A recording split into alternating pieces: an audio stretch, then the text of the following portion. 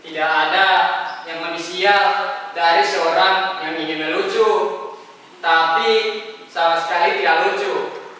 Jangankan orang lain tertawa, saya sendiri tidak tertawa oleh lelucon saya. Mungkin kalian menyangka menjadi badut adalah pekerjaan yang paling gampang, tinggal bertingkah kocak dan orang akan tertawa. Bila kalian menjadi saya, kalian akan mengerti tidak gampang membuat orang tertawa, apalagi ketika kamu sedang tidak ingin tertawa.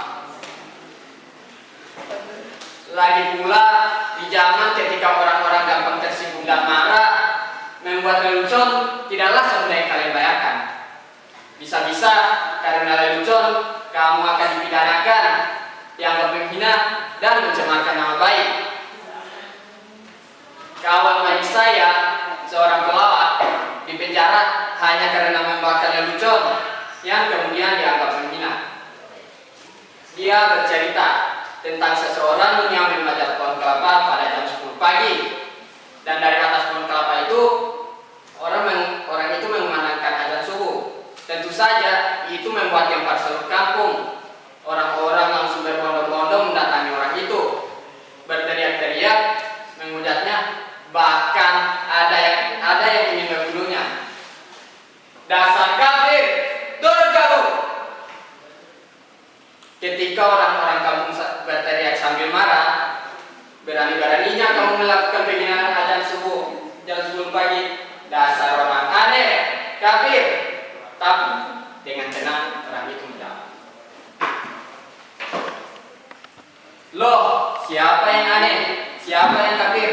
Coba kalian pikir, saya azan jam 4 di masjid, tapi tidak ada satupun kalian yang datang ke masjid.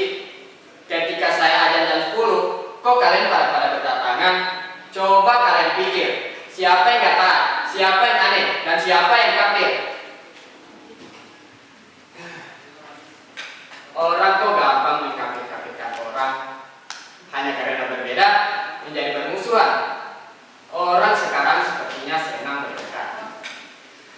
Kalau Descartes bilang, aku berpikir maka aku ada. Orang sekarang seperti bilang, aku bertengkar maka aku ada. Bertengkaran menjadi komoditi, diperjualbelikan, bahkan seringkali diberi pembenaran atas nama keyakinan. Ayat-ayat digunakan untuk kepentingan kekuasaan. Makanya sekarang ini susah membuat orang tertawa. Saya menjadi badut meneruskan ayah saya. Dulu ayah saya juga seorang badut. Karena bapak saya badut, saya pun jadi badut. Kan sedang keren, anak meneruskan orang tuanya. Kalau bapaknya jadi presiden, ya anaknya ingin jadi presiden. Gading, anaknya nyalon jadi gubernur. Bahkan ada yang nyalon jadi wali kota. Sudah, jangan ngomong ngelantur. Nanti saya malah ditangkap. Dulu, kata bapak saya, menjadi badut itu lumayan enak. Penghasilannya lumayan. Bapak saya sering diundang karena orang-orang butuh hiburan. Pelawak dan badut dianggap mas lucu. Lah, kalau sekarang, pelawak saya kok kalah lucu sama politikus.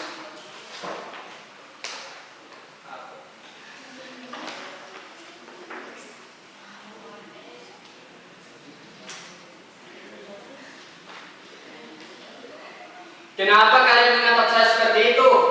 Ada yang aneh dengan saya. Sudah saya katakan, saya ini orang yang sial, tapi nasib memang aneh. Nasib selalu punya kejutan-kejutan yang tidak pernah saya duga. Kalian lihat penampilan saya, begitu keren dan keren. Kini saya berpakaian bagus, tapi sebenarnya saya tetaplah seorang baru. Suatu hari saya diminta untuk mengisi muran pada kampanye partai.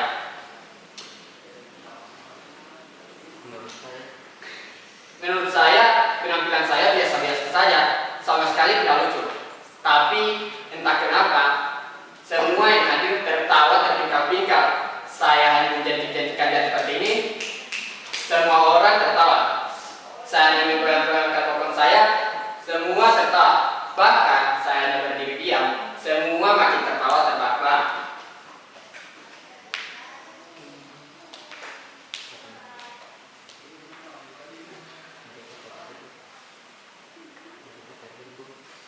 Mereka terhibur dengan penampilan saya begitu bodoh dan tolol.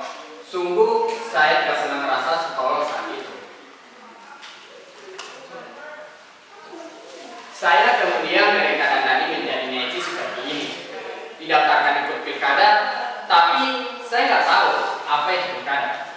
Saya nggak tahu apa bedanya pilkada dan PKB. Tapi ada yang bilang kalau pilkada itu tidak boleh coba-coba buat anak. Kalau pilkada boleh coba-coba buat anak. Makanya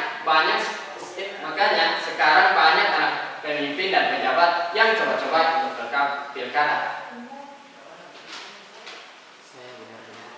Saya benar-benar gak tahu mengapa mereka menyuruh saya ikut pilkada. Padahal ijazah pun saya tidak punya.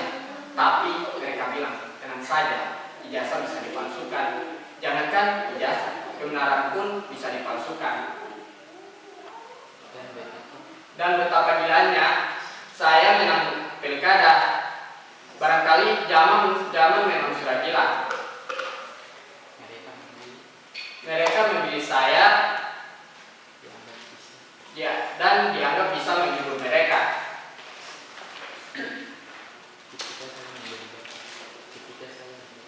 Ketika saya menjadi badut, saya tidak pernah berhasil membuat orang tertawa. Lah, ketika saya jadi pemimpin, saya berkali-kali membuat mereka tertawa. Itulah kenapa saya bilang saya ini badut yang sial.